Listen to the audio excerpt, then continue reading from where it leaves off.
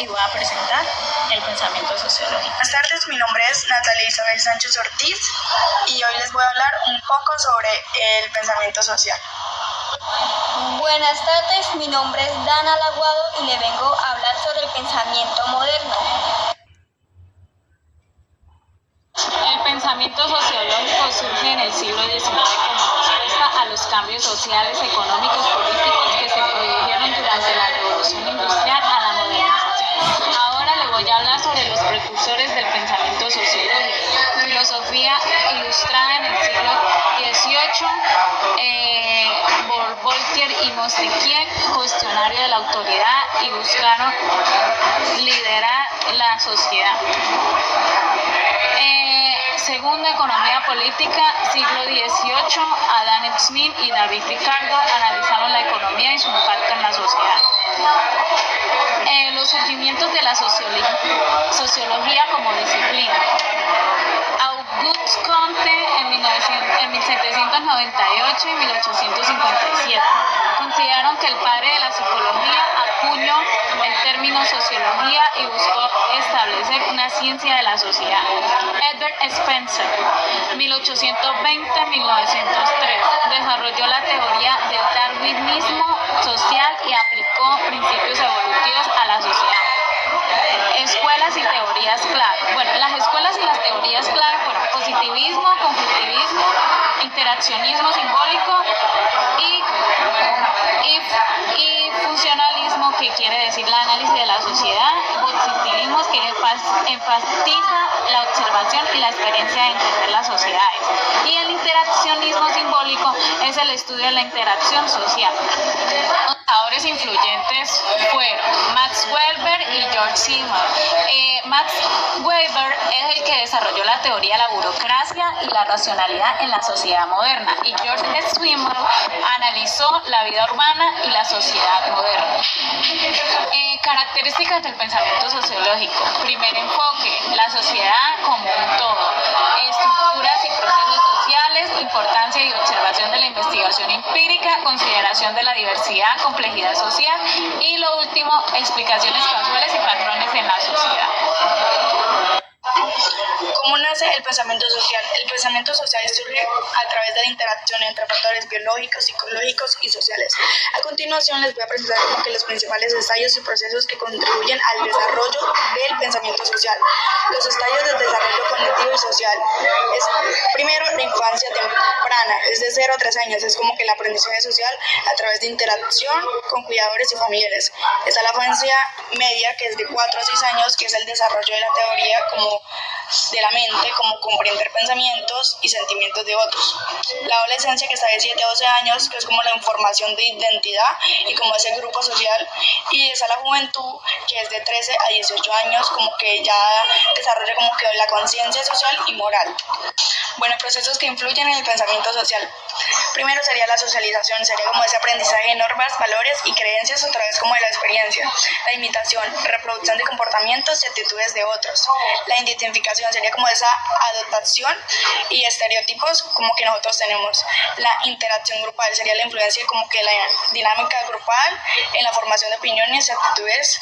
La experiencia cultural es la influencia de la cultura y la historia en la formación de creencias y valores. Comprender estos procesos puede ayudar a desarrollar mejores estrategias para mejorar la comunicación, la cooperación y la resolución de conflictos. El pensamiento moderno surge en la Europa del siglo XVII y se desarrolla hasta el siglo XIX, influido por diversos factores y figuras claves. Les voy a hablar un poco sobre los principales momentos y características que marcan su nacimiento. Primero, el renacimiento en el siglo XV al siglo XVI, el surgimiento del interés en la cultura clásica y el humanismo. Segundo, la reforma protestante en el siglo XVI, cuestionamiento de la autoridad eclesiástica y búsqueda de la libertad individual. Filosofía moderna temprana en el siglo XVII. Primero, René Descartes, 1596 al 1650. Segundo, John Locke, del 1632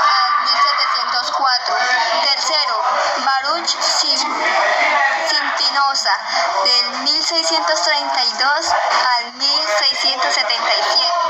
Ilustración del siglo XVIII. Primero, Immanuel Kant, del 1724 al 1804. Critica la razón pura estableciendo límites y posibilidades del conocimiento. Segundo, Jean Piaget, del 1712 al 1778. Contrato social y la voluntad general, enfatizando la igualdad y la justicia. Tercero, Voltaire, del 1694 al 1778. Critica la autoridad y la superstición defendiendo la razón y la tolerancia. Uno de los factores claves son, primero, la revolución científica en el siglo XVII, los descubrimientos de Galileo, Newton y otros. Segundo, el capitalismo y la burguesía emergente, los cambios económicos y sociales que impulsaron la individualidad y la libertad. Tercero, el laicismo y secularización, separación entre iglesia y el Estado, permitiendo la libre investigación y crítica. Una de las características del pensamiento moderno son el razonamiento, la confianza en la razón humana para entender el mundo. Segundo, el individualismo. El énfasis en la libertad y autonomía individual. Tercero, el empirismo, importancia de la experiencia y la observación. Cuarto, la crítica a la autoridad, cuestionamiento de la tradición y la jerarquía. Quinto, el universalismo, búsqueda de principios y verdades universales. Bueno, vamos a hablar un poco sobre algunos filósofos. Empecemos con Sócrates. Sócrates es uno de los creadores de la gran tradición filosófica. Nació en Atenas en el año de 469.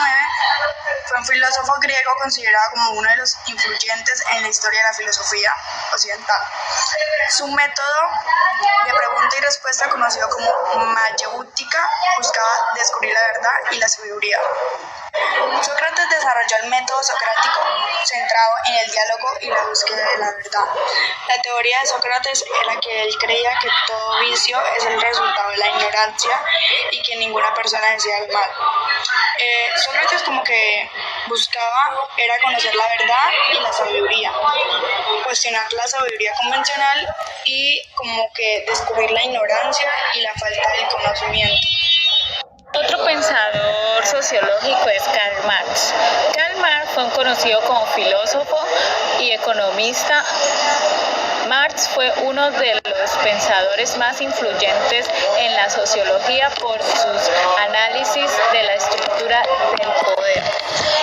También está Emil Durkheim, fundador de la sociología moderna. Herbert Spencer, filósofo, sociólogo y biólogo británico conocido por aplicar ideas de la evolución biológica y desarrollando la teoría del darwinismo social. Sus principales ideas son evolución social, darwinismo social, sociedad como un organismo, liberalismo y crítica a la intervención estatal. Fue una figura clave de la sociología. También tenemos a Talcott Parsons, fue un sociólogo y uno de los teóricos más influyentes del siglo XX. Su teoría funcionalista en sociología y por su intento de construir una teoría general de la sociedad. Sus principales ideas fueron teoría de la acción social, funcionalismo estructural, sistema ágil, equilibrio social, valores y normas, y la última teoría fue la teoría del sistema social. Descartes nació el 31 de marzo de 1596. Fue un filósofo, matemático y físico francés, considerado el padre de la geometría analítica y la moderna. Su principal aporte en la filosofía moderna es un método de duda sistemático y su formulación del cogito ergo sum, pienso y luego existo. Bueno, sigamos con Platón. Platón es considerado uno de los filósofos griegos más importantes. Nació en Atenas en el año de 429 a.C. Fue discípulo de Sócrates y maestro de Aristóteles.